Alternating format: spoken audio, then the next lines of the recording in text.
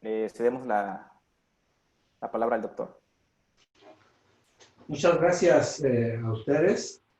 Es un honor eh, platicar con chicos, con estudiantes. Me imagino que son estudiantes de física, ¿verdad? ¿Son estudiantes de física o son estudiantes en general? Los que organizamos esto, sí, somos estudiantes de física y tenemos un compañero que está en el posgrado, pero nuestro nivel en mayoría somos de licenciatura. Así es, ¿verdad? Ok. Eh, Solamente quiero saber si ustedes conocen, seguramente sí, conocen al doctor Edward de la Cruz. Sí, el doctor estudió en nuestra universidad y creo que ahora se desempeña en el CIMBESTAB, si no, Exactamente. y Lo está digo igual, tiene un papel en la Sociedad Mexicana de Física, igual creo. exactamente, sí. Es un colega muy conocido, es un científico muy respetado en nuestro ambiente, en nuestra comunidad. Y les pregunto porque tal vez ya habló él con ustedes. Todavía no. Hasta ahora le hemos extendido una invitación, pero todavía tenemos la fecha por fijar. Ok, muy bien. Entonces, pues quería saber eso porque entonces deberíamos, bueno, voy a tratar de ir poco a poco profundizando en el tema, ¿sí? Y por favor, si tienen dudas, deténganme, porque la intención es que en esta hora platicamos un poco de la física de partículas y los retos que vienen, que estamos enfrentando en esta disciplina. Y como van a ver, como lo dice en este subtítulo de la plática, eh, aparece inmediatamente un trabajo interdisciplinario e interinstitucional.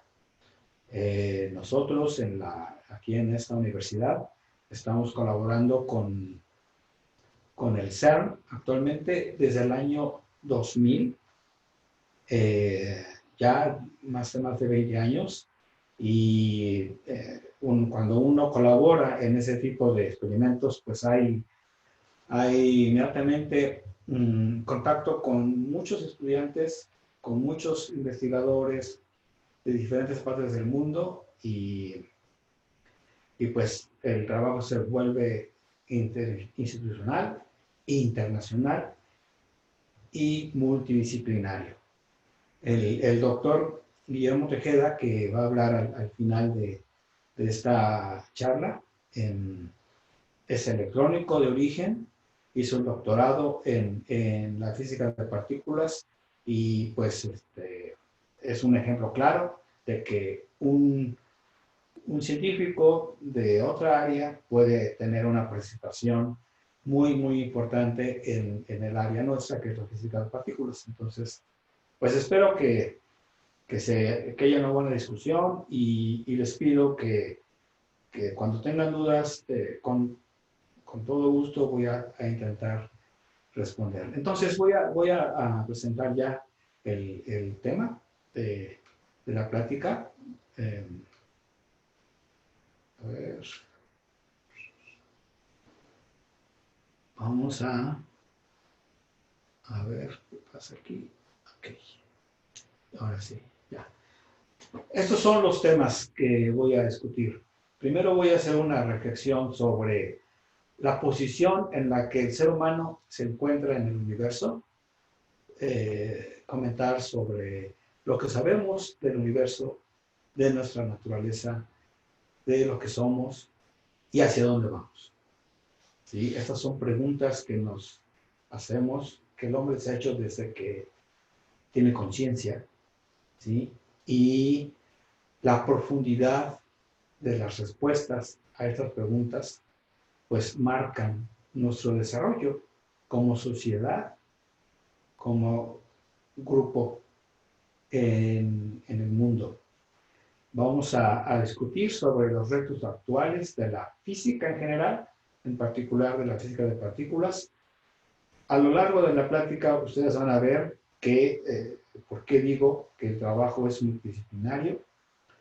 Eh, eh, Voy a enfocarme en lo que es la física de las energías, cómo nuestro conocimiento de la física y de la tecnología involucrada involucra nuestra participación en otras áreas de la física, como es la física médica, y una parte muy importante para nosotros, yo creo que para cualquier científico, es el trabajo de acercamiento a, a la población en general, principalmente a los estudiantes, pero en general a cualquier gente que forma parte de nuestra sociedad. Y al final voy a comentar sobre lo que vivimos nosotros. Bien, lo que nos distingue como seres humanos, como miembros del conjunto de seres vivientes en este planeta, yo creo que es la curiosidad, ¿sí? Nosotros nos preguntamos, vemos que hay árboles, hay estrellas, tenemos una estrella enfrente de nosotros, el sol, ríos, mares, animales de todos tipos, y siempre estamos tratando de entender qué sucede, por qué existen estos objetos que nos rodean, ¿sí? E inmediatamente nuestra imaginación nos lleva a tratar de ver más allá, ¿no? Siempre uno trata de entender lo que nos rodea y extrapolar. Esto es lo que lo que queremos decir en esta imagen. Y precisamente cuando, no sé si ustedes en algún momento lo han vivido, si estamos ahí a la mitad de la noche, la medianoche, la madrugada, y elevamos nuestra mirada al cielo, pues vemos una inmensidad de puntos luminosos que entendemos que son precisamente los astros, las estrellas que nos rodean, y se ven diferentes estructuras en el cosmos, y el hombre, desde que tenemos nosotros vestigios, intenta descifrar lo que el universo nos está diciendo, y la pregunta es, ¿de dónde venimos? Aquí se originó la vida, aquí se originó todo, de qué estamos hechos, cuál es lo que nos compone como objetos vivientes en esta tierra, ¿sí? Cómo podemos interpretar lo que sucede, cómo podemos ordenar las cosas para tratar de usar el conocimiento, ¿no? Entonces, si no lo han hecho, jóvenes, yo los invito a que un día,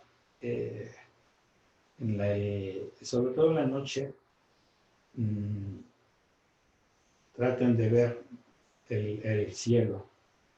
El cielo, sobre todo cuando no hay luna, es una cosa espectacular.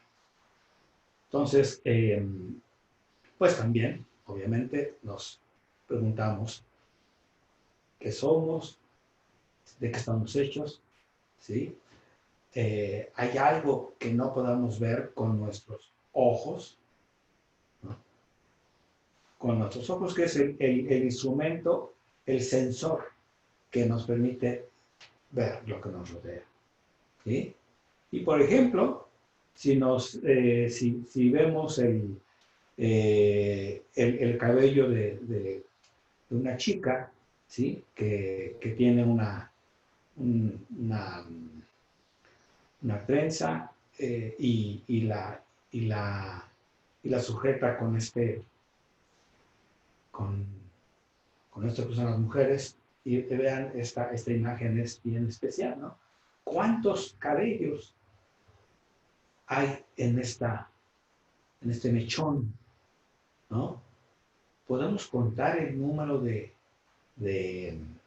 cabellos de la cabeza. Parecería imposible, ¿verdad? Son muchos, son miles. Y eso es lo que vemos a una distancia de 15 centímetros de la cabeza de una persona.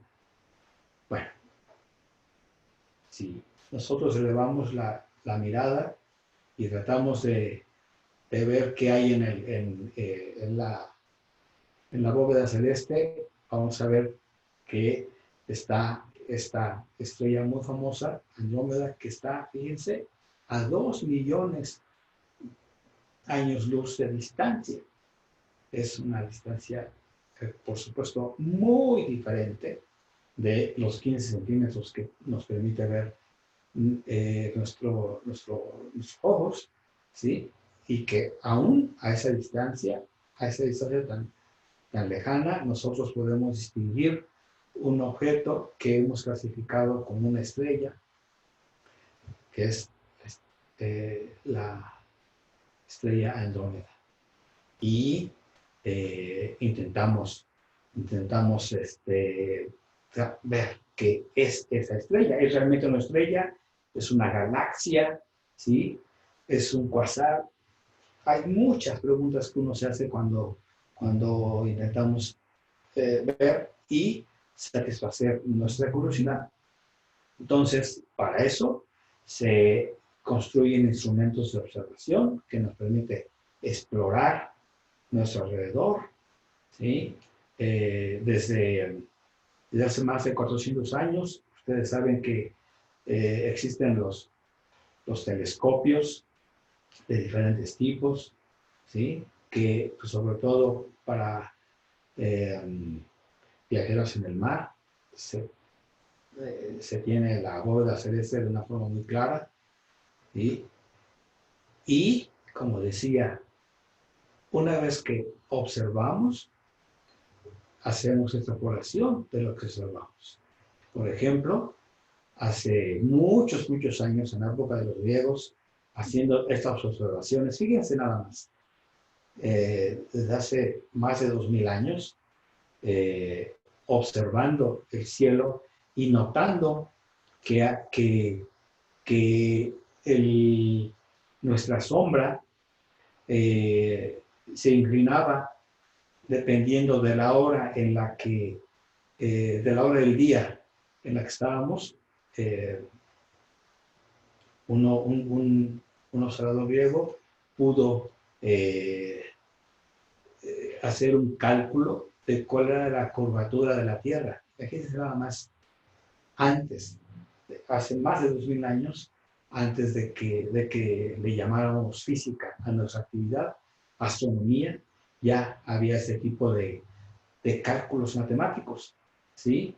Y pues se ha desarrollado esta área de la ciencia que nosotros llamamos física, hasta que ahí por el año 1600, pasaditos los 1600, apareció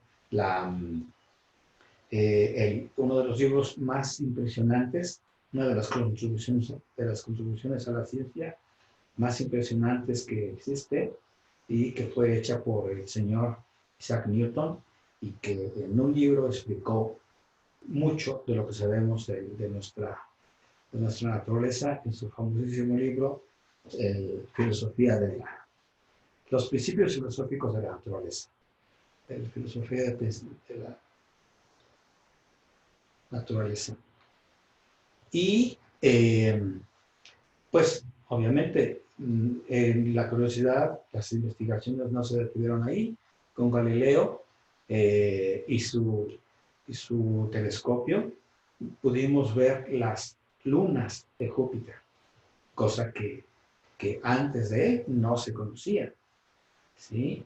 Y pues se hizo muy famoso, inclusive tuvo discusiones muy severas con el establishment de ese momento, y bueno, ya con el transcurso de los años, ese telescopio tan rudimentario se convirtió en el observatorio Hubble, que es un satélite que observa el universo y nos permite tener esta estructura de nuestra galaxia.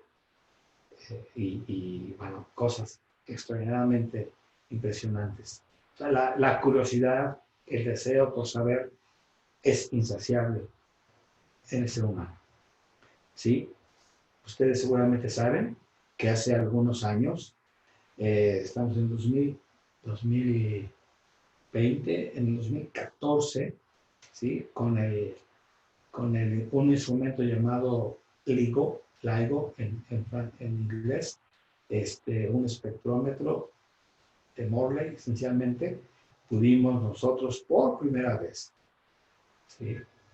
Escuchar la colisión de dos hoyos negros y decir que efectivamente lo que había predicho Albert Einstein hace ya más de 100 años, esta predicción de la existencia de las ondas gravitacionales era un hecho real. Entonces, hemos hecho extraordinarias contribuciones. El ser humano ha elaborado teorías muy sofisticadas que nos permiten conocer y saber, inclusive, qué pasa cuando chocan dos hoyos negros. Y esto pasa cuando miramos al cielo, ¿sí? Pero si miramos no más allá, sino más acá, ¿sí? Más hacia la estructura de la materia, con instrumentos tan sofisticados ahí en el 1700 como los telescopios, los microscopios que se empezaron a elaborar en Europa y que nos permitía ver el grosor de un cabello. La gente no se quedó con eso, sino que empezó a evolucionar en esta técnica de observación de lo más pequeño hasta llegar a lo que llamamos los microscopios electrónicos, que nos permiten ver estructuras de moléculas, ¿sí? Mucho más pequeñas de lo que nuestro ojo puede observar, hasta llegar a lo que nosotros decimos que es en este momento la joya de la corona, que es un instrumento, un artefacto, una máquina llamada el Gran Colisionador de Hadrones, el Large Hadron Collider, el LHC, que es un instrumento, una máquina que acelera partículas, ¿sí? A lo largo de un túnel, ¿sí? Que contiene que es de forma circular, de 27 kilómetros de perímetro, de diámetro, perdón, y que en varios puntos de su periferia, ¿sí? Tenemos sitios de observación en donde se colocan instrumentos de observación, como los instrumentos del experimento ALICE, del experimento CMS, del experimento ATLAS, del experimento LHCb, que nos permite conocer la estructura más pequeña que el ser humano ha logrado observar, que es distancias del orden de 10 a la menos 18 metros, y que nos permite, haciendo chocar protones contra protones a las energías del LHC, que son del orden de teraelectronvolts, nosotros podemos confirmar lo que un señor llamado Peter Higgs predijo ahí en 1964, que fue la existencia de una partícula llamada el bosón de Higgs, un escalar, un bosón de spin cero, una partícula elemental tipo bosón, que tiene una masa, ya lo sabemos hoy en día, de alrededor de 125 gigaelectronvolts, y que nos permite saber o decir por qué las partículas elementales tienen masa. ¿Sí? Hemos aprendido mucho, conocemos mucho sobre el cosmos, sobre el microcosmos, ¿sí? sobre la astronomía, sobre sobre el micromundo, ¿sí? Sabemos mucho sobre nuestro planeta Tierra, sobre el sistema solar, que que está compuesto de nuestro Sol, los planetas que lo rodean, ¿sí? La galaxia a la que pertenecemos, ¿sí? Esta es una fotografía excelente tomada por el Hubble, que nos dice en dónde estamos, en dónde se encuentra con respecto al centro de la galaxia, y con esta imagen podemos resumir de forma breve qué es el punto en donde decimos que se inició la existencia de nuestro universo, ¿sí? Cómo se formaron los átomos que forman la materia que nos rodea, ¿sí? Cómo se fueron formando las diferentes estructuras cósmicas, ¿sí? Y lo que sabemos hasta ahora, que se resume en una historia de casi 14.000 años de existencia de nuestro universo, ¿sí? Eso a nivel externo a nuestra Tierra, a nivel de la materia que nos rodea, la estructura de la materia, pues sabemos que hay células, que hay moléculas, que están compuestas, que tienen una composición química muy sofisticada, ¿sí? Estas moléculas están compuestas de átomos, y que estos átomos están compuestos por núcleos atómicos que a su vez están compuestos por objetos llamados quarks, y que hoy en día nosotros decimos que todo está compuesto de objetos llamados leptones, como el electrón, y quarks, como el quark U, el quark B, que juntos forman el protón y el neutrón, que componen a los núcleos atómicos de nuestros átomos, ¿sí? Y como lo dije, con la contribución de Peter Higgs y otros colegas que hicieron contribuciones muy impresionantes en la física ahí en los años 60 del siglo pasado, pudieron explicar por qué las partículas elementales adquieren masa, ¿sí? Y que, bueno, se engloba dentro de lo que se llama el mecanismo de Broad, Engler y Higgs.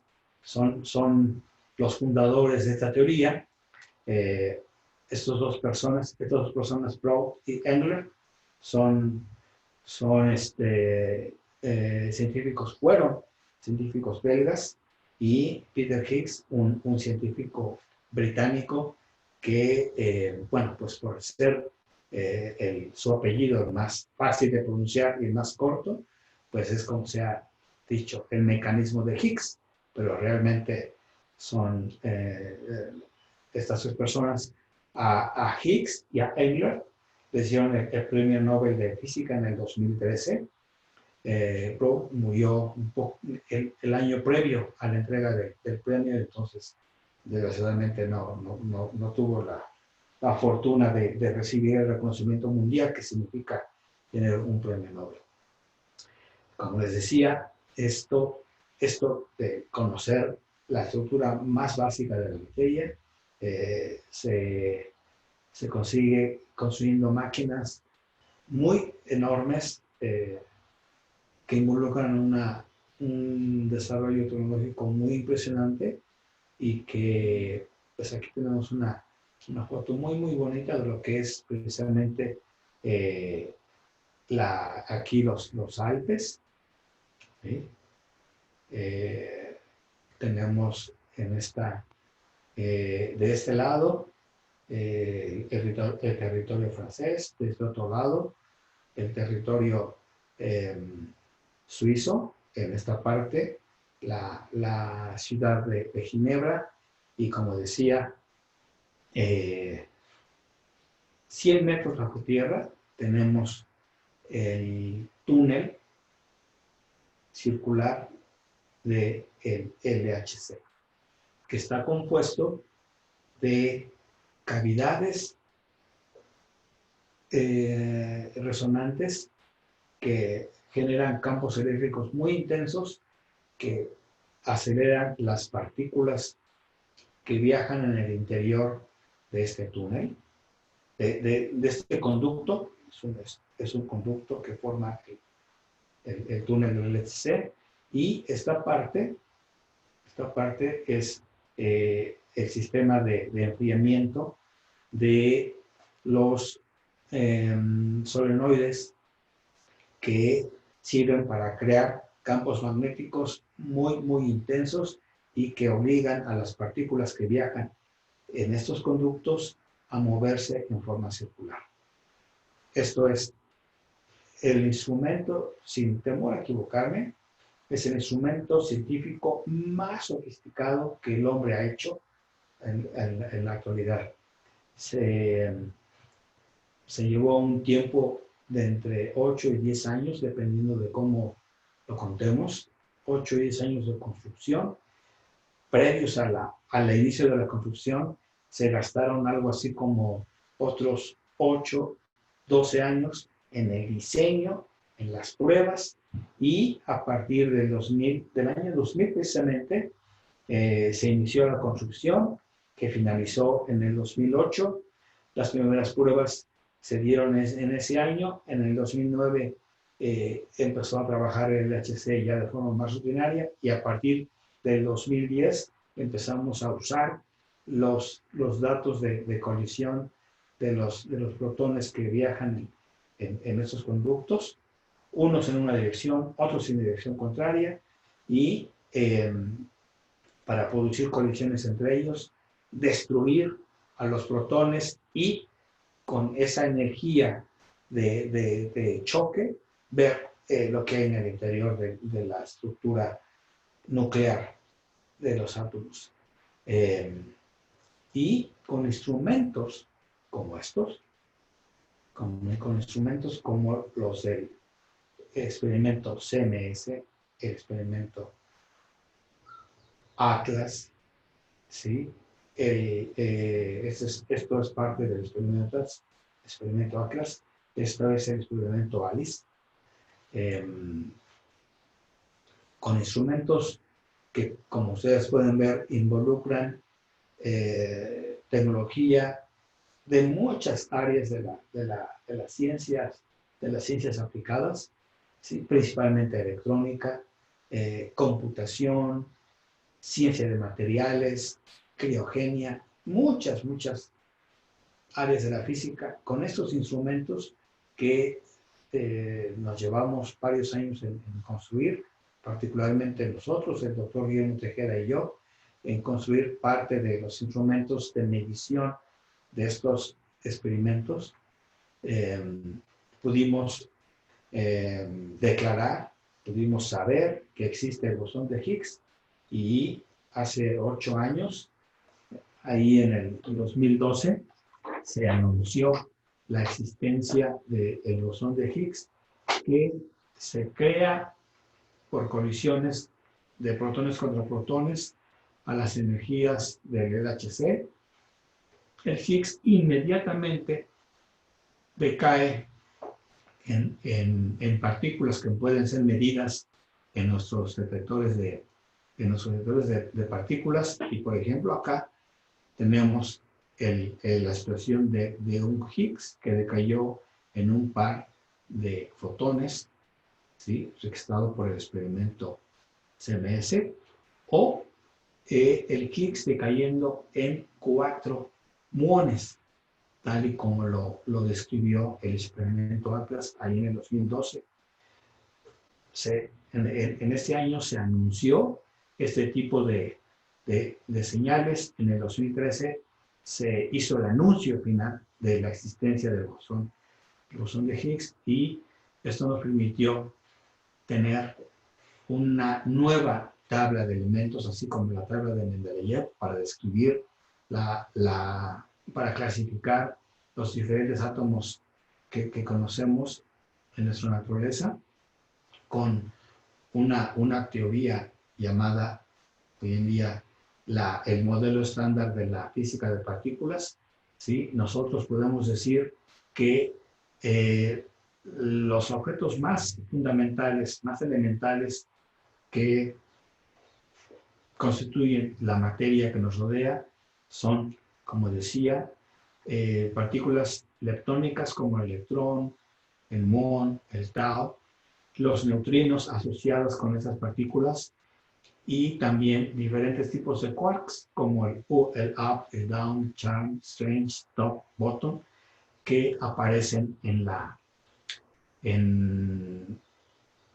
bueno, estos dos, el up y el down, son lo que componen a los protones y neutrones de nuestros átomos, y esos otros quarks aparecen cuando hacemos colisiones dentro de aceleradores como el LHC, como el acelerador que ya dejó de funcionar, Tevatron, en Fermilab, y los portadores de las interacciones fundamentales, que son los gluones, que portan la interacción fuerte, los fotones, que portan la interacción electromagnética, los bosones Z y W, que portan la interacción débil nuclear, y un bosón muy especial, que es el bosón de Higgs, que nos explica por qué los objetos elementales tienen masa.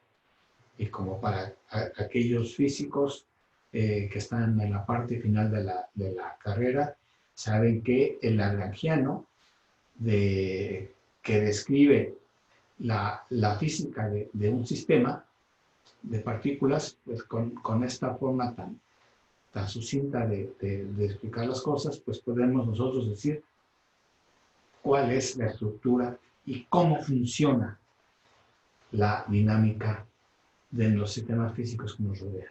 Sabemos mucho. A lo largo de los años, la ciencia se ha desarrollado muy fuertemente, sobre todo en los últimos 50 años, y uno puede decir, pues, ya no hay nada más que investigar. Y precisamente es gracias a la colaboración de personas, de científicos de diferentes partes del mundo, que se congregan, se organizan, colaboran en laboratorios como el CERN, el Centro Europeo de Investigaciones Nucleares, en donde, como decía, nosotros hemos estado trabajando desde hace ya más de 20 años, y pues ya decimos, sabemos mucho, pero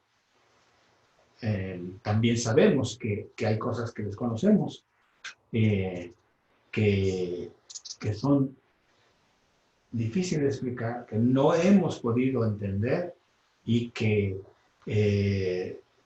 aunque, como lo he dicho, sabemos mucho sobre lo que nos rodea, tanto a nivel de distancias astronómicas como distancias microscópicas, uno ve que con la inteligencia, con las extrapolaciones que hacen los físicos teóricos, uno se atreve a decir, ¿por qué solamente porque estamos restringidos a 4 dimensiones? ¿Por qué no hay otras dimensiones espacio-temporales que rodean o que forman parte de nuestra naturaleza, pero no los podemos ver? ¿Sí? ¿Por qué es que estamos constituidos, unidos con las fuerzas que hemos comentado, nuclear débil, nuclear fuerte, gravitacional, electromagnética? ¿Sí? Y resulta que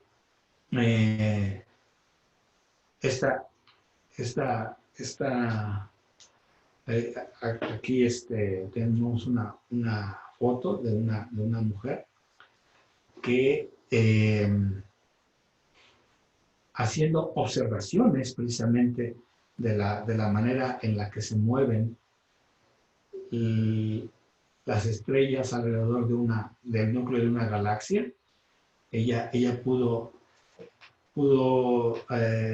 plantear el hecho de que sí, efectivamente, las estrellas se mueven alrededor del núcleo de la galaxia, como lo estamos observando, entonces debe haber algo más que los objetos visibles que estamos nosotros notando con nuestros instrumentos de medición, en este caso telescopios, ¿sí? Y se llegó a una conclusión extraordinariamente asombrosa. Yo todavía no entiendo, no asimilo, ¿sí? Lo que la información científica nos está diciendo. No lo asimilo porque vean ustedes lo que esas observaciones astronómicas nos dicen.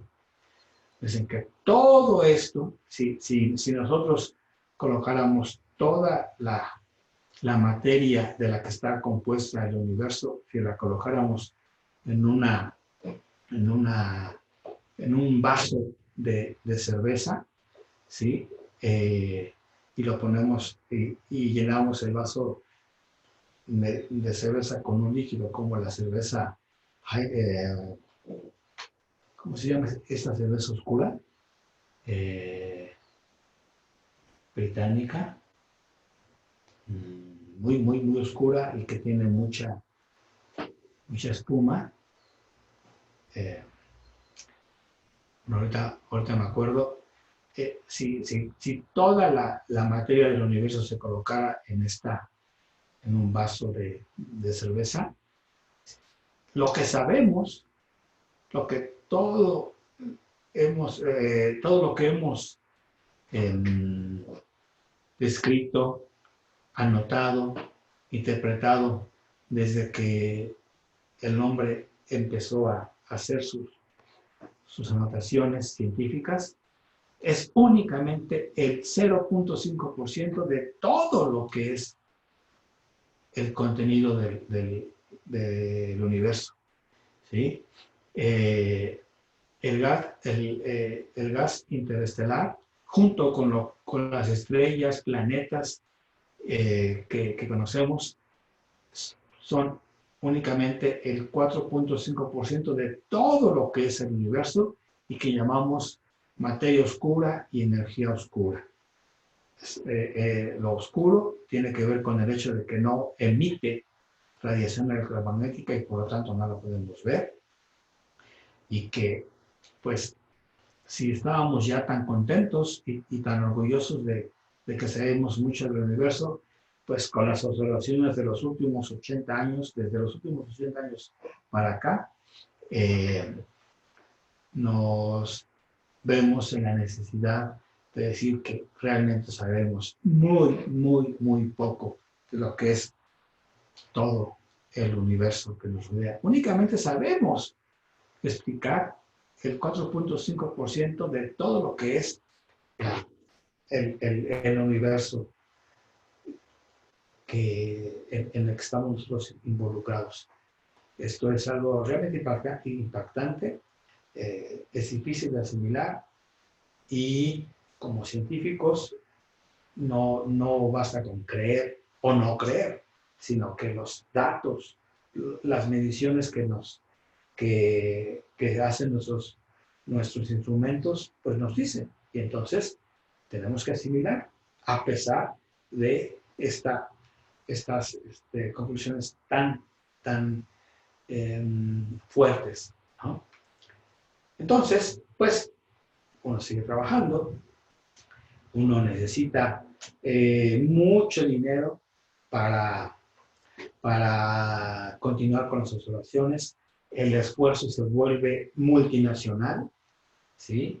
Ya no se cuentan los grupos de trabajo por el grupo de Tabasco, de Puebla, de Chihuahua, si hablo de un país como México, sino que debemos hablar y comentar la contribución de los científicos de Estados Unidos, de Canadá, de Asia, de Europa, de Australia, de África, ¿sí?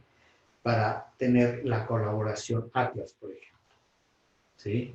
Entonces, hay mucho que hacer, Debemos nosotros entender que el trabajo es multidisciplinario, multinacional, que solamente así se puede llegar a construir las máquinas y los aparatos de observación, tener muchas discusiones en todas las lenguas posibles, teniendo en ese momento el inglés como la lengua científica, ¿sí? Y como comentamos, los retos actuales de la ciencia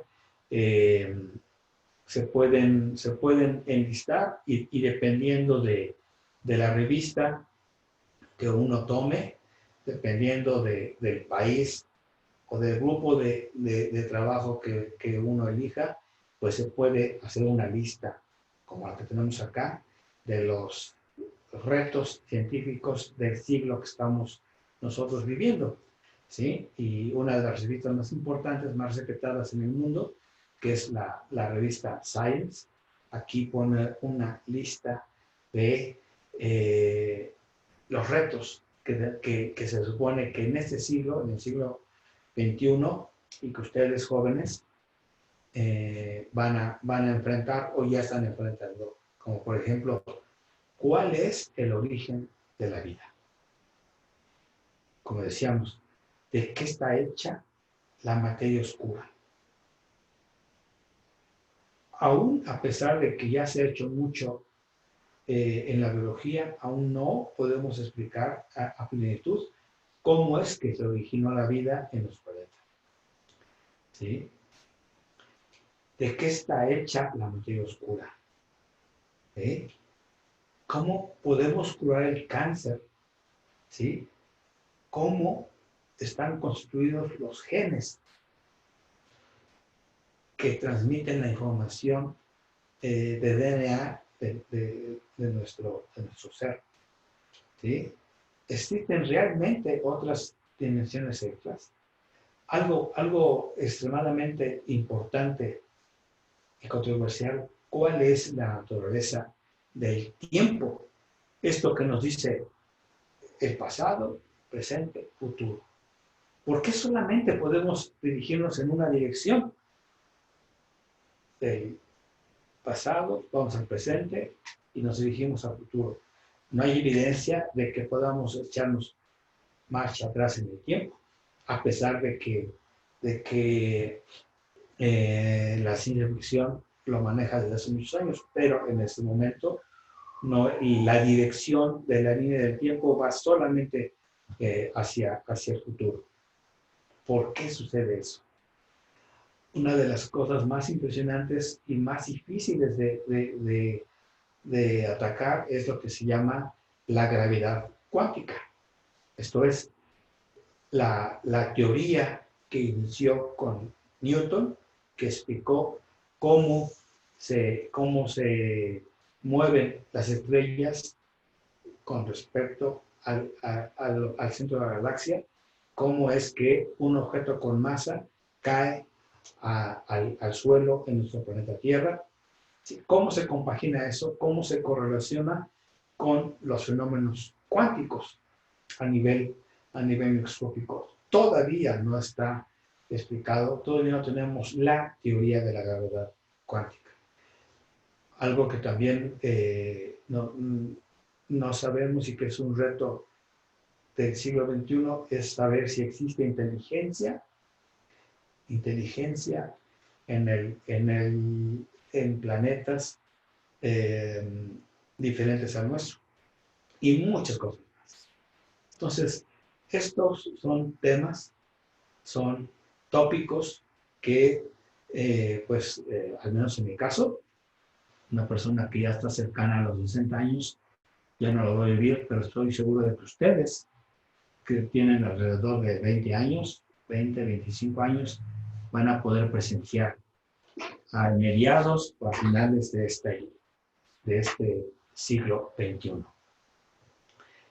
Y pues, como decía, el trabajar en la frontera de la ciencia, ¿sí? Nos permite pasar de la ciencia a las innovaciones tecnológicas y nos permite, por ejemplo, eh, decir que si yo tengo instrumentos que generan partículas, instrumentos que detectan los choques que se dan en estos aceleradores de partículas y maquinaria que nos permite analizar los datos que, que se producen para tener contribuciones en la física y que nos llevan a lo que es el bosón de Higgs. Así, en ese mismo marco de pensamiento, uno puede plantearse el reto de teniendo aceleradores, otro tipo de aceleradores, otro tipo de detectores, otro tipo de sistemas de análisis, podemos entender cómo es que se puede atacar el cáncer. Entonces, en un esquema de trabajo que es propio de la física de partículas, en ese mismo, con esa misma dinámica de investigación podemos hacer otras aplicaciones tan diferentes como, por ejemplo, atacar el cáncer usando, usando nuestros instrumentos de, de medición, de producción de partículas aceleradas, ¿sí? Y como ya, pues, si uno revisa lo que ha pasado en la historia de la física, aunque uno diría que esto es una innovación, nos damos cuenta que no, que es una historia vieja realmente, porque esta foto fue hecha a principios del siglo pasado, en el 1901, ¿sí? En donde ya había fuentes de rayos X, había detectores como son las placas de rayos X, ¿sí? Para explicar, para tratar de entender qué pasa, por ejemplo, con el cuerpo humano. Entonces, hay mucho trabajo hecho en en la área de la física aplicada a otras, a otras disciplinas como son precisamente la medicina, que nos permite hacer todo este tipo de aplicaciones. Entonces, como decía, yo no quiero extenderme más. Me gustaría escuchar sus preguntas, sus comentarios, sus propuestas, ¿sí? Y antes de terminar con esta plática, me gustaría darle la palabra a mi colega, el doctor Guillermo Tejeda, que como la van a ver en un momento, él, el doctor Guillermo Tejeda y un servidor, inventamos un instrumento llamado el piano cósmico, que nos ha permitido hacer una explicación muy rápida para todo el público, ¿sí? Para tratar de explicarle cómo es que nosotros detectamos partículas elementales, partículas que nos observan y sobre todo aquellas que vienen del espacio exterior. Entonces, Guillermo, si nos comentas, por favor, Sí, ¿qué es el piano cósmico? sí. Pues voy a dejar de compartir. A ver, voy a dejar de compartir. ¿Cómo le hago? Stop sharing. Muy bien. Okay. Bueno, yo no voy a mostrar nada en especial, solo con la cámara. Espero que se vea grande. Eh, mm, bueno, les platico muy rápido sobre el piano cósmico. Y tienen la exclusiva de conocer por primera vez el árbol cósmico. Entonces, el piano cósmico es un detector de partículas cargadas. Si te mueves un poquito para allá para que se vea el piano, exactamente. Sí. Ahí se ve. Y más abajito.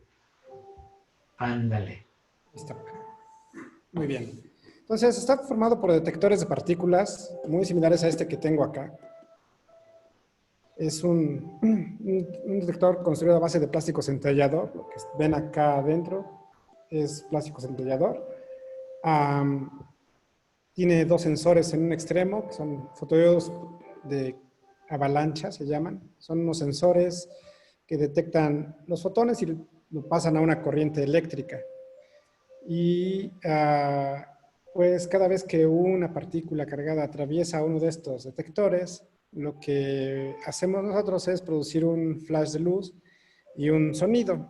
Entonces, no sé si escuchan de fondo la música del piano que está tocando, bueno, del árbol que está tocando de acuerdo a la detección de partículas en este momento. Entonces, bueno, pues básicamente es el piano cósmico y esa idea se ha extendido a otro, en otro proyecto que se llama Árbol Cósmico, que prácticamente está terminado y es el que están viendo acá al fondo.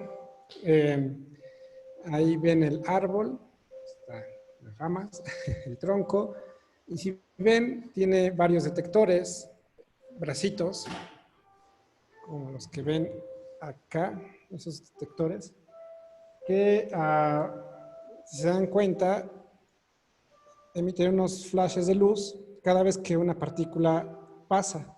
Entonces, escuchamos el sonido, los flash, y lo que nos está indicando es que está detectando las partículas en ese momento. Y aparte, el árbol también nos indica cuando pasa una partícula. Entonces, ven unos destellos de luz blanca en las ramas. Entonces, pues el piano permite muchas configuraciones, hacer coincidencias, para tratar de buscar eventos, la trayectoria de alguna partícula o eventos, dos eventos que llegan al mismo tiempo. Y Perdón, ¿qué tipo de partículas detecta? lo que estamos viendo, bueno, estos detectores pueden detectar cualquier partícula cargada, pero nosotros los forramos con diferentes capas para garantizar que la mayoría de esas partículas que se detectan son muones o rayos cósmicos. Entonces, bueno, es radiación que viene del espacio, son núcleos de átomos generalmente de fierro que viajan por el universo, chocan con la Tierra, con la atmósfera de la Tierra, producen una cascada de partículas, se generan muchos diferentes tipos de partículas, pero al nivel de la Tierra lo único que llega son los muones por su masa, son muy pesados, entonces tienen la energía suficiente para poder alcanzar la superficie de la Tierra e incluso atravesar varios metros de roca, de tierra. Entonces todo lo que estamos viendo acá son partículas que están llegando del espacio. Entonces, como pueden notarlo, todo el tiempo están llegando porque todo el tiempo están operando esos detectores. Entonces, Hay una pregunta. sí. ¿Qué tiempo de respuesta tienen los detectores y si no se saturan? No, es muy rápido.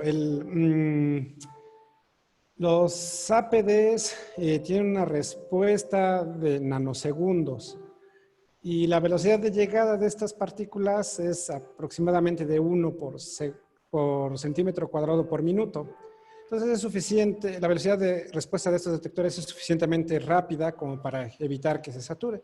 De hecho, no estamos escuchando todo el flujo de partículas que está cayendo, porque para que este sonidito sea agradable, necesitamos esperar mucho tiempo para que nuestro cerebro lo pueda escuchar bien.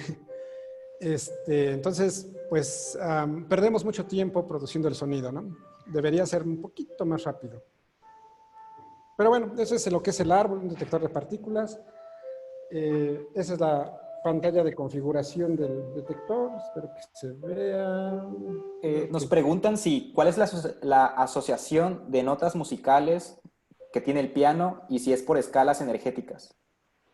Las escalas nosotros las definimos.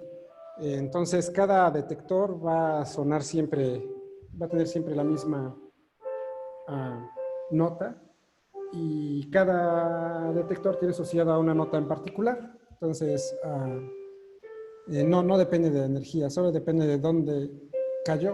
Entonces, esa acá pueden ver la electrónica principal del piano. Acá abajo está la fuente de alimentación, que es esta.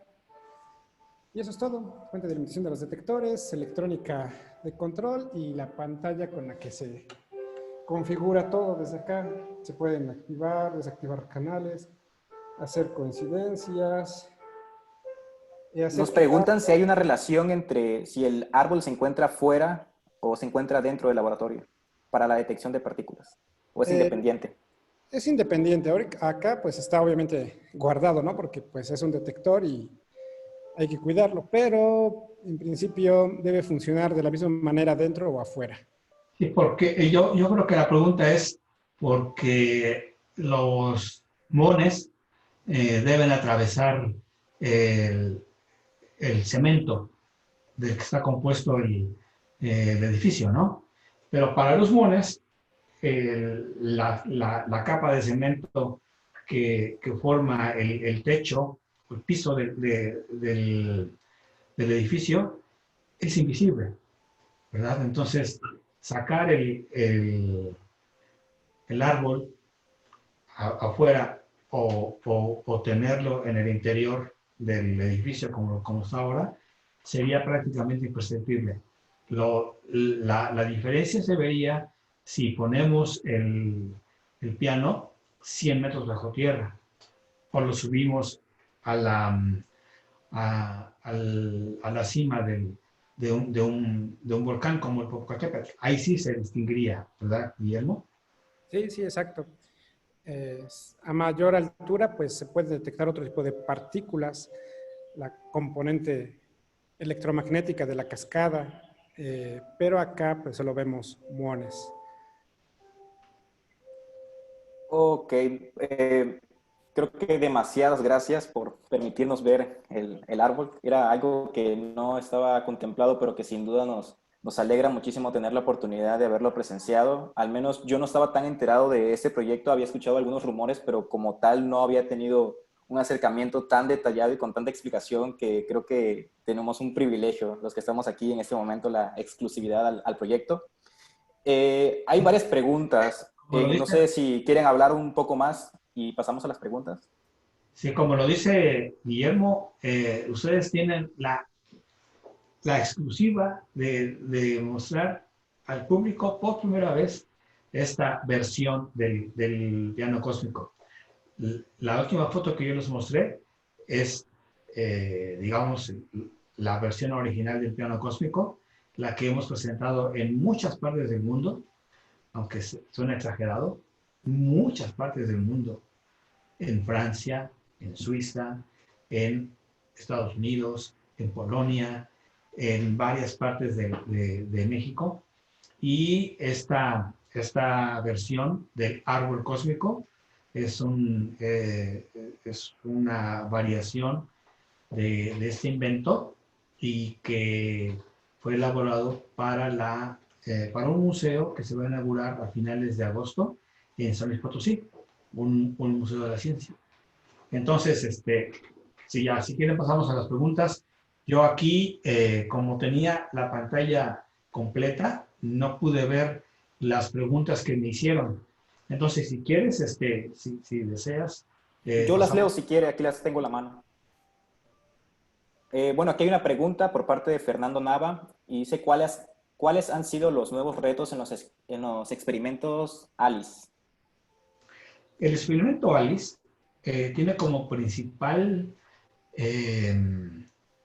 como principal objetivo estudiar la, las propiedades físicas de un estado de la materia llamada el plasma de quarks y gluones, de quark-gluon plasma, es en inglés.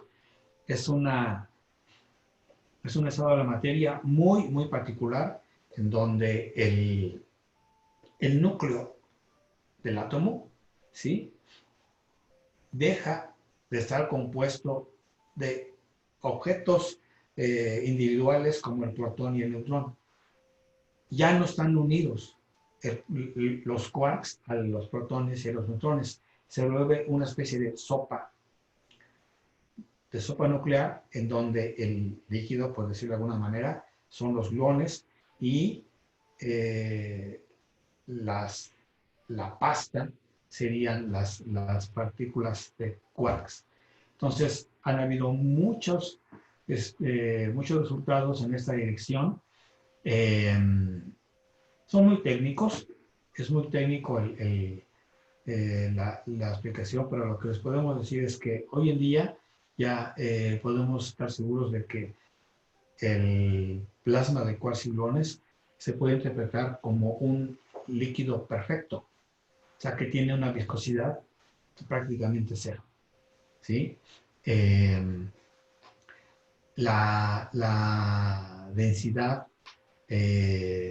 nuclear es muy, muy, muy grande para conseguir que tengamos un plasma de quarks y gluones. La temperatura de ese sistema físico es aproximadamente 5000 veces más caliente que el Sol y bueno, hay muchas particularidades de lo que llamamos el plasma de quarks y gluones. Hay una producción de un poco más de 300 artículos publicados ya que nos explican algo de la física de la física nuclear que no conocíamos antes de que empezara a trabajar el experimento ALES. Ok, gracias por la respuesta tan detallada. Tenemos una siguiente pregunta por parte de Pedro Rosario. ¿Cómo lidia el CERN con la pérdida de energía de las partículas debido a la radiación del sincrotrón? Precisamente porque al acelerar partículas se genera una radiación electromagnética, ¿sí? Mientras más aceleración tiene una partícula, más radia. Precisamente por eso, porque no somos, es una propiedad natural de las partículas con carga eléctrica que se aceleran. No se puede impedir la generación de esa radiación. Precisamente por eso es que colocamos al acelerador LHC bajo tierra a 100 metros bajo tierra. Con 20 metros bajo tierra ya podemos asegurar que la radiación generada por la aceleración de partículas ya no pasaría a la superficie, pero por razones de seguridad, de los seres humanos que están viviendo en esa zona del mundo, por seguridad se colocan a 100 metros. O sea, es una exageración de seguridad, pero bueno, más vale que tengamos esta exageración en seguridad que lamentar el posible daño del funcionamiento del LHC por la radiación generada y que inmediatamente generaría la clausura, cerrar esa máquina, ¿no? Entonces, pues sí, es muy, muy, muy importante. Las normas de seguridad son extraordinarias. Ok, muchas gracias. Tenemos una pregunta en cuanto al árbol que nos presentó hace un momento por parte de Aldo Álvarez y nos pregunta ¿por qué hacer el detector en forma de árbol? ¿Hay alguna ventaja, diferencia de hacerlo en forma de una mesa? De antemano, muchas gracias por el privilegio de poder observarlo y muchas gracias por la ponencia de ambos. Guillermo.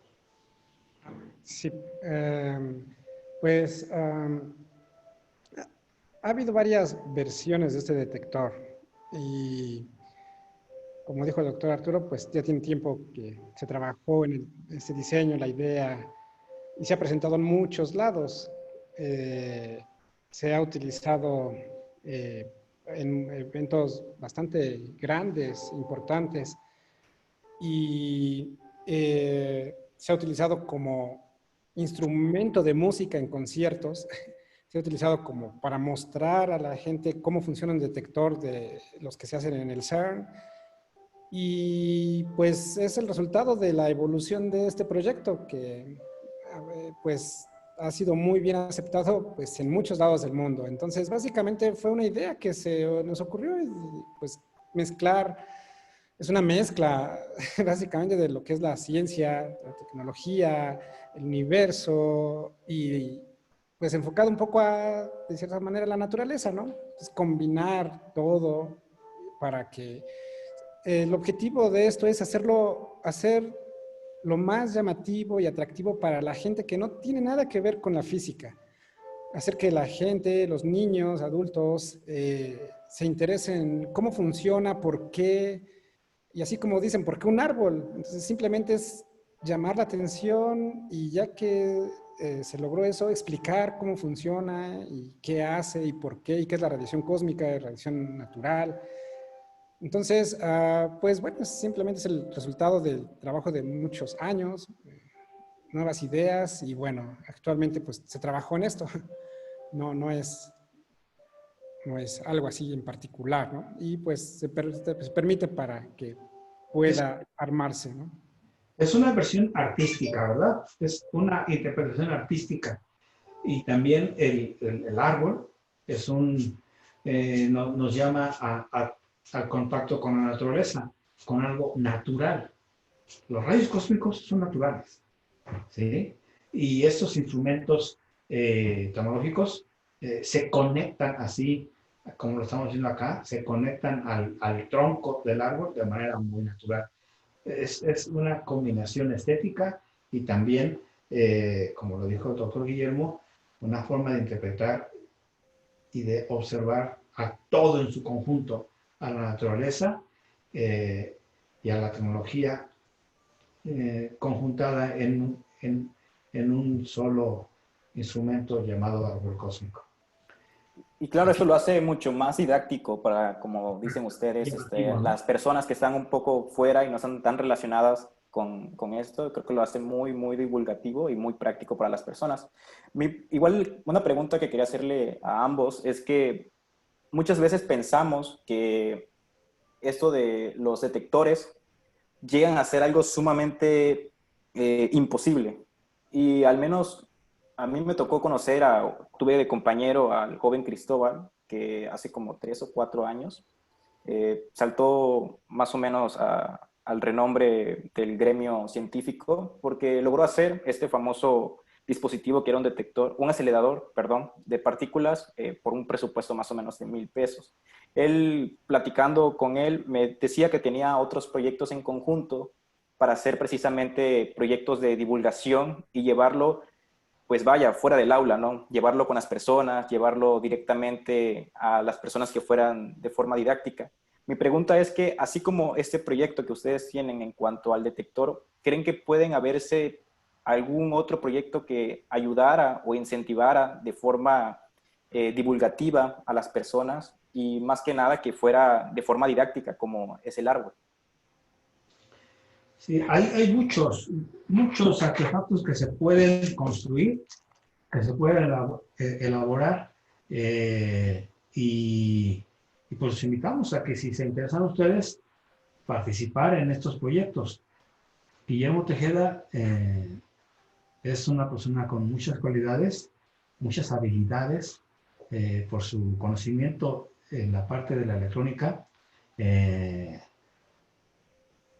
Los comentarios y las discusiones que tenemos físicas, él las traduce a su componente electrónica, al lenguaje de la electrónica.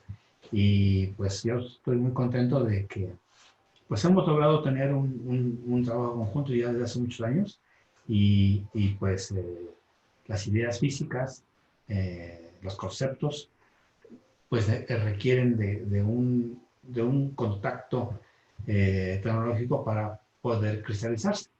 Y están lo que se llaman las cámaras de burbujas, ¿sí? Las Spark Chambers, y que precisamente aquí en la UAP estamos construyendo en nuestro laboratorio de partículas que está aquí en la UAP. El doctor Guillermo está ahorita en este momento en un nuevo sitio de la UAP que se llama el Ecocampus de la UAP, que está afuera de la ciudad de Puebla, y fue construido este ecocampus para colocar ahí laboratorios tecnológicos y científicos muy especializados. Nosotros tenemos ahí el laboratorio de partículas al cual los invitamos a ustedes a visitar. Aprovecho para comentar que están estos programas de el verano científico de la Academia Mexicana de Ciencias, están las visitas del proyecto Delfín, y que ustedes pueden usar para visitarnos con mucho gusto. Doctor Guillermo Tejeda, yo mismo, podemos recibirlos y mostrarles qué se desarrolla aquí en la web. Vi aquí una pregunta, estoy viendo las preguntas, y una de ellas que fue muy al principio de la práctica es que decía que ¿qué se requiere para trabajar en el CERN? Bueno, como estudiantes, yo creo que esta fue una pregunta de un estudiante. Como estudiantes, lo que se sugiere, lo que creemos que se debe hacer es acercarse a un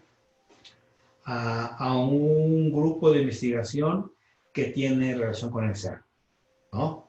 Que es, por ejemplo, el CIMBESTAF, en donde trabaja el doctor Eduardo de la Cruz, la UNAM en la Ciudad de México, ambos en la Ciudad de México, la Universidad Iberoamericana, también en la Ciudad de México, la Universidad Michoacana, la Universidad de Sinaloa, la UAP en Puebla, en Guanajuato.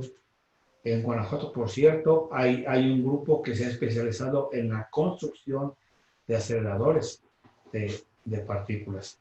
Entonces, el caminito es acercarse a un grupo de trabajo que tiene relación oficial con el CERN y hacer su tesis de licenciatura, maestría o doctorado con nosotros, ¿sí? Nosotros, los investigadores, tenemos fondos para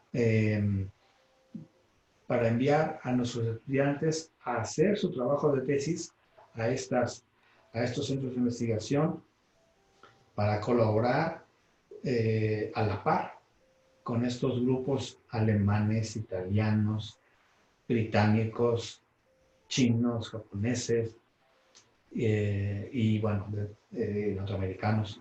Y pues con mucho orgullo puedo decir que gracias a este trabajo, el mismo doctor Guillermo Tejeda hizo su tesis de doctorado trabajando en experimentales.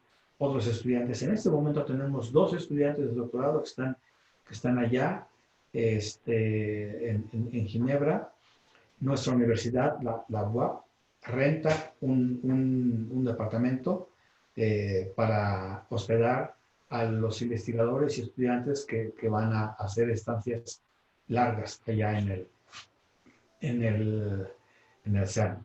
Entonces, pues están invitados a acercarse con nosotros o con la gente del CIMESTAF o con la gente de la UNAM para trabajar en el CERN. Muchas gracias, doctor. Hay unas preguntas, no sé si quiere que las lea porque luego este video como tal se está grabando y pues no se ven las preguntas que se hacen. Entonces, si quiere, o no sé si tenga tiempo de comentar algo más o... Unos 10 minutos más. Ok. Bueno, tendríamos una pregunta que está algo larga. Dice Daniel Ax, tengo entendido que el campo de Higgs le proporciona masa a las partículas. En ese caso, ¿no tendría el bosón de Higgs una relación directa con la gravedad? Y en ese caso, ¿se podría partir de modificar el modelo estándar para incluir la gravedad? ¿Hay algún beneficio en los aceleradores lineales? Y de ser así, ¿qué experimentos se podrían realizar en grandes aceleradores lineales? Bueno, seguramente hay una conexión muy estrecha entre el campo de Higgs y la gravedad, seguramente, ¿sí? El punto es que los teóricos que hacen que hacen estos estudios no han logrado hacer la conexión, ¿sí? El mecanismo de Higgs es una forma de explicar, así, tratando de decir de forma muy, muy burda, tratando de explicar cómo un cambio de fase en el sistema físico que tiene una partícula sin masa, cómo al cambiar la fase de ese estado físico de la partícula, ¿sí? Pasamos de un objeto no masivo a un objeto masivo. Una vez que es masivo, aparece la gravedad. Entonces, el campo de Higgs provee las condiciones para crear la masa. O sea, es previo a la teoría de la gravedad de Newton. ¿Sí? Por supuesto, debe haber una conexión. ¿Sí? El mecanismo de Higgs, dicho de una forma un poco más técnica, es un proceso de rompimiento espontáneo de la simetría quiral de las partículas. ¿Sí? Lo digo para el chico o para el profesor a lo mejor, que ya tiene un poco de más conocimiento, es eso, un rompimiento espontáneo de un estado de quiralidad de las partículas que están en un estado no masivo a un estado en donde aparece la masa.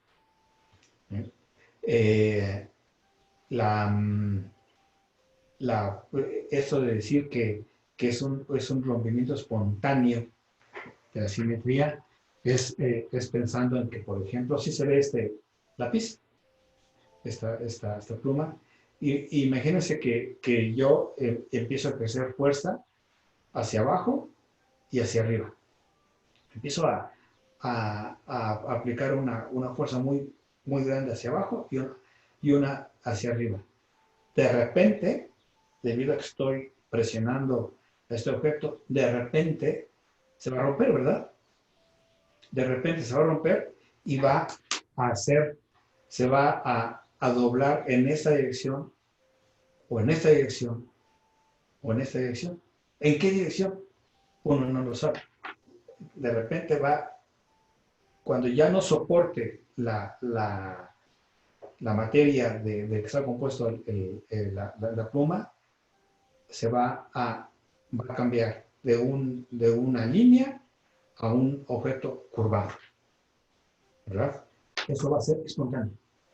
En ese sentido, decimos que el estado físico cambia de una simetría en donde no distinguimos como yo tenga al lápiz en esta posición o en esa posición, porque es lo mismo, ¿no? No es el mismo color, y yo no veo, al estar haciendo este giro, no distingo si estoy viendo este lado o este lado del objeto. Pero si lo doblo, ya, y yo lo veo en esta dirección o en esta dirección, veo las cosas diferentes, ¿no? Ahí se rompe esta simetría de rotación. Entonces, Higgs y sus colegas, sus amigos, su pandilla, hizo esta explicación de cómo al romperse el estado de simetría quiral del sistema se obtiene más. Y ahí entra la gravedad. Entonces, pensando un poquito más en lo que estoy diciendo, como que es pre-gravitación el mecanismo de Higgs. Pero seguramente debe haber conexión. Ahora, en el caso de los aceleradores, el acelerador que yo les mostré es un acelerador circular, se le llama sincrotrón. Sincrotrón porque de forma síncrona se aplican campos magnéticos y campos eléctricos a las partículas para acelerar. En un acelerador lineal, ¿sí? En un acelerador lineal, uno lanza una partícula en esa dirección y otra partícula en esa dirección. No hay radiación electromagnética porque cuando se lanza, la partícula ya no sufre aceleración, ¿sí? Y ya se mueve libremente en una dirección, otro en otra dirección. Entonces, la aceleración se da en esta etapa de empuje, ¿no? La, los aceleradores del futuro están planteando usar aceleradores lineales, precisamente, para tratar de hacer colisionar no protones contra protones, sino electrones contra electrones o electrones contra positrones, porque es más fácil acelerar un electrón con positrón que un protón. El protón tiene un peso de 2000 veces más la masa del electrón o del positrón. Entonces es más fácil acelerarlo. Y los choques de protones, de electrones contra electrones o electrones contra positrones es mucho más limpia que el choque de un protón contra otro protón. Porque un protón, como ya lo dijimos en la plática, está compuesto de cosas, está compuesto de quarks. En cambio, el electrón no está compuesto de nada, supuestamente. Es una partícula elemental.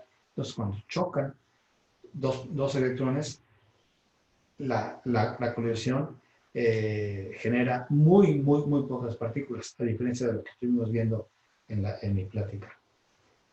Son formas distintas de atacar el mismo problema. Ok, gracias. Para finalizar, hay dos preguntas que van un tanto más referidas a la relación o ver cómo se pueden relacionar con los proyectos. Y una pregunta es, ¿podrían pasar el link del departamento o alguna información de los invitados adscritos al doctor Arturo y el doctor Guillermo? Si nos pudieran pasar, me imagino, para ponerse en contacto con ustedes o cómo podrían ponerse en contacto con ustedes. Sí, bueno, ahorita para rápido, este es mi correo electrónico. Aquí lo voy a poner. Gracias. ¿Puedo ponerlo también, Guillermo, por favor? Y de igual forma nos preguntan si hay alguna página para saber el funcionamiento o lo relacionado con el piano cósmico. O por dónde pueden darle seguimiento. Sí. A los que nos escriban, se los enviamos. Porque hay muchos sitios que hemos desarrollado. Pero ahorita no me... No. Bueno, ¿como cuál, Guillermo? Tendrán algunos videos en en YouTube acerca del Exactamente. funcionamiento. Si ponen ustedes en YouTube, si ponen Cosmic Piano, van a ver un montonal de videos, pero un montonal de videos que nos han tomado, que hemos tomado nosotros o que nos han tomado gente que ha ido a estos eventos. Hay uno muy famoso que tiene que ver con un evento que se llevó a cabo ya hace algunos años que se llama The Music of Physics and Physics of Music, el CERN. Ese evento, fue un evento que se llevó a cabo en uno de los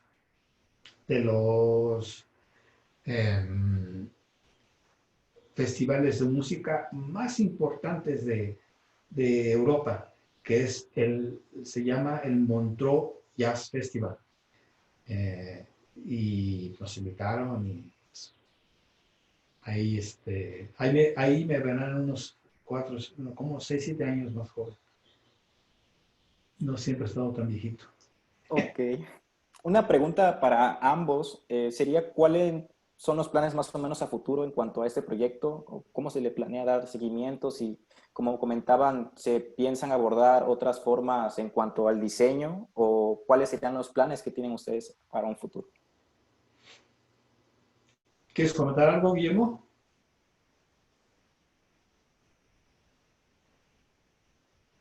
Perdón, para las personas que mencionan, sí, subiremos el video de esta charla a nuestra página de Facebook y a nuestro canal de YouTube, por si luego lo quieren volver a ver. Sí. Este, pues lo que nosotros, Guillermo y yo, estamos intentando hacer es,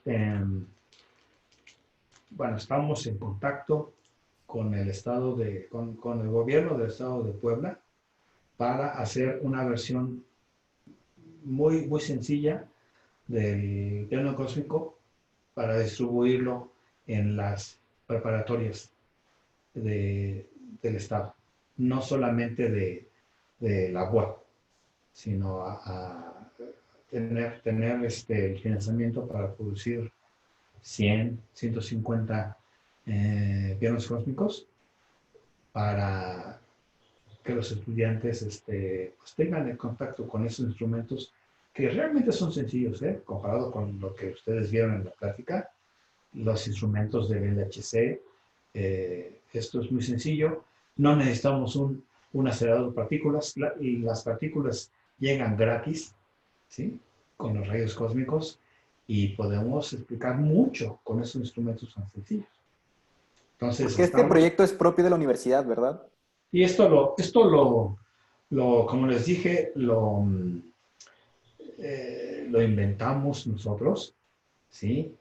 Con mucho orgullo les comento que Guillermo Tejeda y yo inventamos este instrumento en el INPI, el Instituto Mexicano de la Producción Intelectual, y desde hace ya como 5 años tenemos la patente registrada.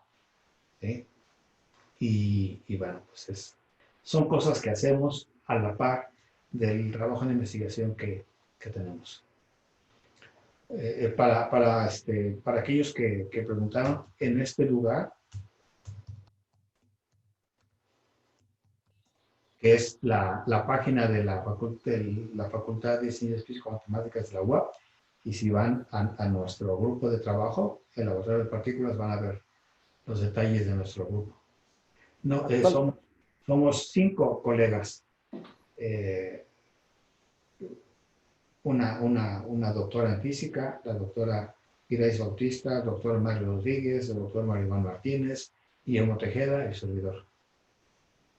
Gracias. Actualmente la UAP tiene mucho reconocimiento y ha tenido mucha incursión en cuanto a la física dentro del país. Creo que es uno de los centros más grandes en el país y con mucha actividad. Yo me atrevería a decir que a diferencia de muchas universidades de provincia, claro que en la Ciudad de México muchas veces está centralizado, pero en universidades más o menos de provincia yo diría que es de las pioneras en cuanto al crecimiento actual de la física en México.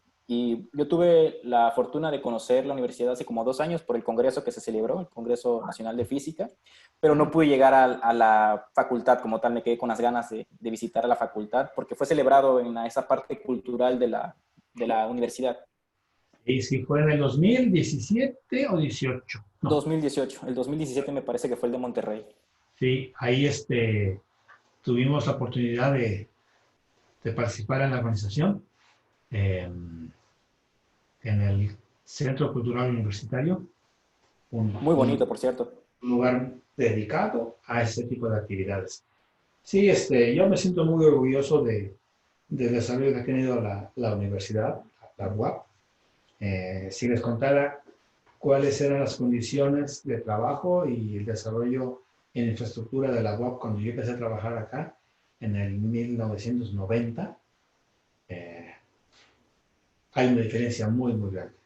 Y también quiero decir que yo he visto desarrollos de la infraestructura, no solamente en la UAP, en Sinaloa, en Veracruz, en Michoacán, en la misma Universidad de Tabasco.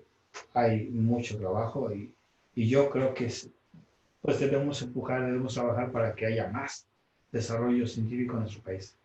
Sí, yo tuve la fortuna igual de tener a un profesor que estudió el doctorado en la UAP y pues siempre me ha hablado maravillas de la UAP en cuanto a los profesores, a la calidad académica. ¿Mande? ¿Quién? Se llama Jaime Cabrera. Él se dedica más a cosas de gravitación y esas cosas. Sí, sí, sí. Pero siempre nos alentaba a nosotros que si queríamos estudiar un posgrado, que la UAP siempre tenía las puertas abiertas y más que nada para las personas que en dado caso tuvieran ciertas dificultades económicas para estudiar un posgrado fuera del estado, la UAP siempre apoyaba en ese sentido y él nos contaba que él siempre lo ayudó y creo que estuvo un tiempo en Suiza haciendo una estancia y pues él quedó encantado de la vida y hasta arrepentido se sentía de dar clases y no seguir estudiando. Eh, pues están invitados y ya cuando pase la pandemia, este problema del COVID, pues los invitamos a que vengan presencialmente, ¿sí? O si nos invitan, con mucho gusto vamos allá a Villahermosa. Está en Villahermosa, ¿verdad? Está en un municipio que está como a 20 minutos de Villahermosa, casi, en realidad casi Villahermosa. El año pasado se celebró igual aquí el congreso de física y pues aquí nos tocó ser los que atendimos a todo. Ajá. Sí, los organizadores. Ah, Fue bastante bueno y igual estuvimos el premio con nosotros, el premio Nobel, creo que fue el condensado de Bose-Einstein. sí, sí. Tuvimos esa charla por ahí y pues fue bastante bueno. Una última pregunta, doctor, y también para el doctor Guillermo, ya para finalizar y cerrar la sesión. Hay mucha necesidad de la ciencia en México. Hay ciertos proyectos, igual le quería preguntar cuál era más o menos su opinión relacionado con el acelerador de partículas, me parece que se va a desarrollar en Querétaro, o ya está en desarrollo, está más o menos a futuro. Que nos dijera su opinión más o menos de la ciencia y la necesidad de la ciencia en México y si hay alguna recomendación o palabras de aliento por su parte que siempre son necesarias cuando se trata de alguien que se dedica a esto o quiere dedicarse a esto o todavía está por el futuro incierto que muchas veces la ciencia sufre en nuestro país. ¿Cuáles serían sus palabras y su opinión? Igual al doctor Guillermo. El- en lo particular, para mí, el, el sincrotrón mexicano es uno de los proyectos más ambiciosos que se han planteado en los últimos años. Es una, a ese tipo de aceleradores se les llaman fuentes de luz de sincrotrón, ¿sí? Son aceleradores de partículas con fines completamente diferentes a los que comentamos en esta plática, porque la finalidad de este instrumento, de este aparato, de esta máquina es producir radiación electromagnética muy intensa para usar esa radiación en la física de materiales principalmente. ¿Sí? En la física de materiales, en las pruebas biológicas que llevan a la elaboración de medicinas, es un área de la ciencia que es necesaria en nuestro país. Yo estoy muy seguro de que son los instrumentos que necesitamos aquí en nuestro país para elevar nuestro nivel científico tecnológico, pero es muy caro. Muy, muy caro. Estamos hablando de 5,000 millones de pesos. De hecho, creo que el proyecto ya estaba desde antes, pero hubo ahí algún problema y lo volvieron ¿Sí? a probar, ¿no? Es política. Es la parte política científica de nuestro país. Yo creo que en algún momento se va a llevar a cabo, ¿sí? Y hay que empujar en esta dirección. Precisamente por lo que acabo de decir, de que es un área diferente o sea, los objetivos científicos y tecnológicos no son del área de la física de partículas. ¿Sí? A pesar de eso, yo entiendo, para mí está completamente claro de que es un tipo de ciencia que se puede hacer en México. Y si se lleva a cabo, pues estaremos involucrados nosotros, definitivamente. No sé si quieres comentar algo, Guillermo, sobre el tipo de aceleradores que se usan en la física médica? Sí, bueno, como también tengo un poco de experiencia con el uso de aceleradores lineales para tratamientos de radioterapia, pues, pues son muy similares el concepto es muy similar a los que se ocupa, a los mencionados por el doctor Arturo, ¿no? Son partículas aceleradas para hacer incidir el haz de radiación en una parte específica del cuerpo humano, dañar el ADN y con eso pues tratar de... Hay varios objetivos, pero el más importante es tratar de curar, ¿no? O eliminar algún tumor. Entonces, pues hay muchas aplicaciones para los aceleradores lineales en la industria, en la medicina, en la parte de alimentaria, investigación, trabajo. Entonces, hay muchas oportunidades, creo que, para todos ustedes. Y pues sobre todo aprovechen el acceso a la información que se tiene actualmente, a los profesores. Entonces, solo eso. Ok. Bueno, no sé si hay algo más por comentar. Bueno, creo que siguen habiendo preguntas, pero igual no queremos abusar de su tiempo. Agradecemos muchísimo su presencia y en serio agradecemos que nos hayan podido mostrar su proyecto. Creo que es genial y a mí me dejó pasmado, ¿no? Cómo se puede hacer eso de forma tan didáctica y bueno, ojalá se lleve a cabo de una forma más grande y llegue a más personas porque es sumamente necesario. Agradecemos al doctor Guillermo, al doctor Arturo, por su tiempo, por su accesibilidad, en serio. Han sido creo que de los ponentes con más accesibilidad que hemos tenido y se agradece muchísimo. Y espero tener la fortuna de volverlos a escuchar por aquí y bueno, en serio, eternamente agradecidos. Muchas gracias a ustedes y estamos atentos a sus invitaciones y colaboración. Muchísimas gracias y hasta luego. Hasta luego a todos. Hasta luego.